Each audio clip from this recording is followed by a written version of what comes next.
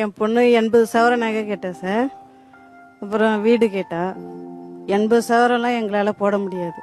அவங்க அப்பா ஒரு ஆள் தான் சம்பாதிக்கிறார், கூலி வேலை தான். நீங்க எந்த நியாயத்திலேருந்து 80 பவுன் வேணும்னு கேக்குறீங்க? அப்பா நல்லா தெளிவா தான் சார் இருக்காரு. எங்களால முடிஞ்சது ஒரு 20 சவரம் தான் போட முடியும். 20 சவரன் 20 சவரமே அதிகம் தான் சார். உங்களுக்கு குடும்பம் நல்லது கெட்டது தெரியும் தானே? கண்டிப்பா சார். உங்களுக்கு ஒரு 80 பவுன் போட வேண்டிய சூழ்நிலையில தான் கல்யாணம் பண்ணணும்னா உங்க அம்மா அப்பா எவ்வளவு கடனாளி ஆவாங்கன்னு உங்களுக்கு தெரியுமா தெரியாதா? இத்தனை வருஷமா சேர்த்து வச்சிருப்பாங்கல்ல, அது சேர்த்து வச்சிருந்தா எங்கேயோ போயிருமே. 50 சவரம் என்ன சார், எங்கேயோ போயிருக்குமே. தப்புட்டாங்க. வருஷம் 2 பவுன் பண்ணிருக்கலாம், பண்ணல.